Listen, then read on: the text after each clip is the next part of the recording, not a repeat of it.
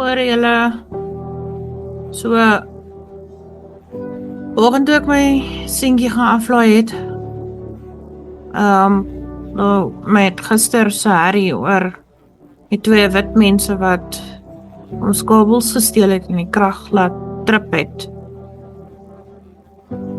Praat ek met 'n man. Maar die man is deel van een of ander sekuriteits maatskappy. En hy het nou kameras oralste en so aan en hy het op sy kameras het hy opgetel dat daar wit mense was wat sy plugs gesteel het. Nou, hy reken dat die wit plakkerskamp is naby aan ons gebed. En hy het toe vir my gesê dat hulle gaan nou 'n vergadering hê vir oggend 9 uur se kant, dis nou oor 'n uur. En dan gaan hulle nou in die wit plakkerskamp ingaan en hulle gaan die huise omkeer. Maak nie saak of die mense nou skuldig of onskuldig is nie.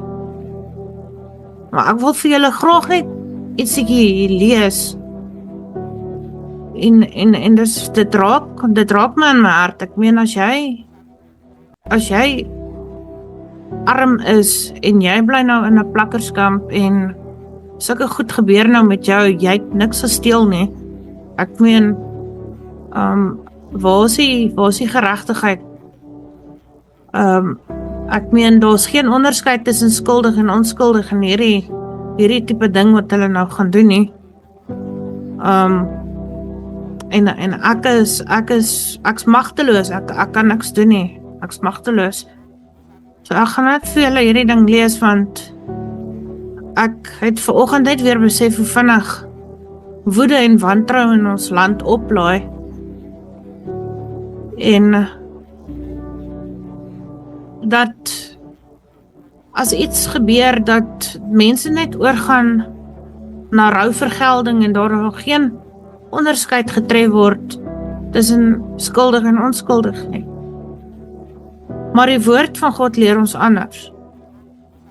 Die skrif sê, moenie self wraak neem, my geliefdes, maar laat dit oor aan die toorn van God, want daar is geskrywe, aan my kom die wraak toe, ek sal vergeld, sê die Here. Dit is Romeine 12 vers 19. Hierin lê die waarheid in die hart van die gereformeerde geloof. God alleen is regverdig. Die mens, verdorwe deur sonde, is nie in staat om suiwer geregtigheid te laat geskied nie. Daarom is enige vorm van wraak, veral waar onskuldiges getref word, nie net onregverdig nie, maar ook 'n oortreding teen die soewereiniteit van God. Want uit die hart kom die slegte gedagtes, moorde, egbreuke, hoerery, diefstale, valse getuienisse en lasteringe. Dis Matteus 15 vers 19. Hieruit leer ons die probleem lê nie by ras, volk of groep nie, maar in die sondige natuur van die mens self. Almal, wit en swart, staan skuldig voor die heilige God en almal het sy genade nodig. Daarom moet ons nie aanhits tot geweld nie, maar pleit vir vrede en waarheid. Salig is die vredemakers, want hulle sal kinders van God genoem word. Matteus 5 vers 9. Ware geregtigheid is nie om huise om te keer nie, maar om harte te verander. Die evangelie roep ons om in Christus die ware vredemaker te vind, die een wat self aan die kruis gesê het, Vader, vergeef hulle want hulle weet nie wat hulle doen nie. Lukas 23 vers 34. Mag ons volk leer om nie deur bloed en haat te leef nie, maar deur genade en waarheid, sodat God alleen die eer ontvang, nie die menslike wraaklus nie. Soli Deo Gloria.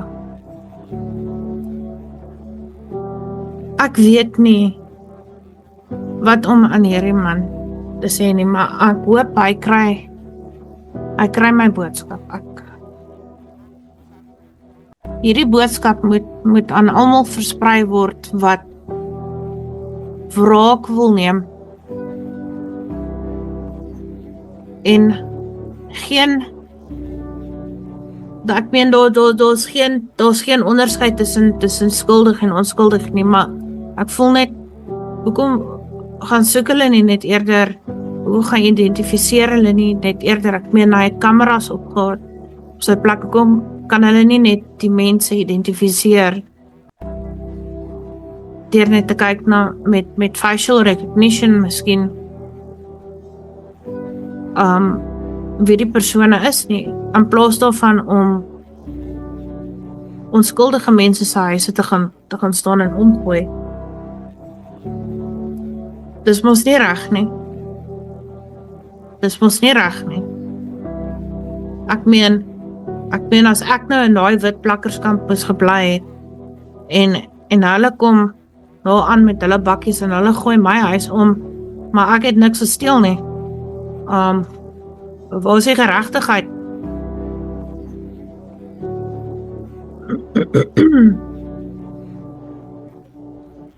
Ek weet nie, ek gaan bid oor hierdie saak, ek gaan bid vir dat God ingryp, want dis blykbaar is dit nie die eerste keer wat hulle dit doen nie, dis al 'n hele paar keer wat hulle dit doen, en ek voel die mense wat in die wit plakkerskampe bly, wat wel onskuldig is, het nie, hulle het nie 'n stem nie. Ek meen, ek voel ek moet vir hulle die stem wees. So nou is ek die stem vir hulle hier op sosiale media. En ek voel dis onregverdig dat jy moet ingaan met jou bakkie en onskuldige mense se huise, want dis wat die man vir my gesê het. Hy doen dit met skuldig en onskuldig.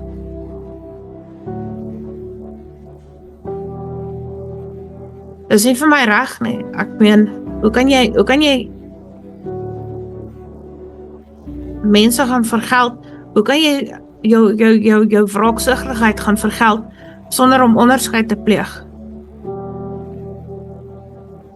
So ek is vandag, môre is ek hulle stem.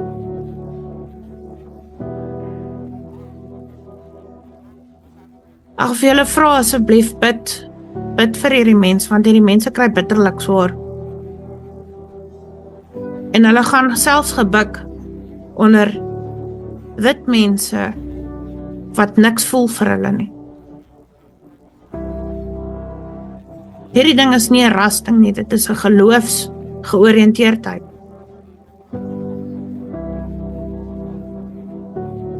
En ek kan vir julle sê, hierdie man is nie 'n Christen nie. Hy kan sê, hy is ook 'n Christen, maar hy is nie 'n Christen nie, want hy dra nie die gees van vrede in hom nie. Hy dra nie die Heilige Gees in sy hart nie. Ons moet bid vir hom.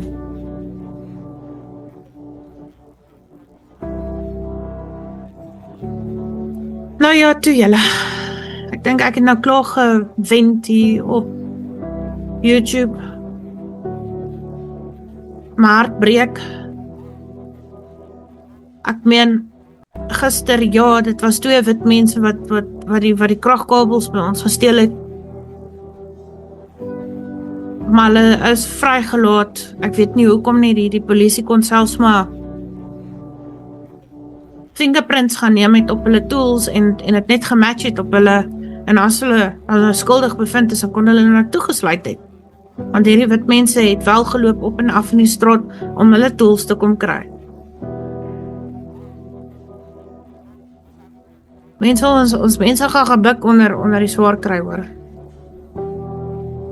Dis baie erg. Ah ja, alright. Mag julle baie lekker dag hê. Mag die Here julle seën.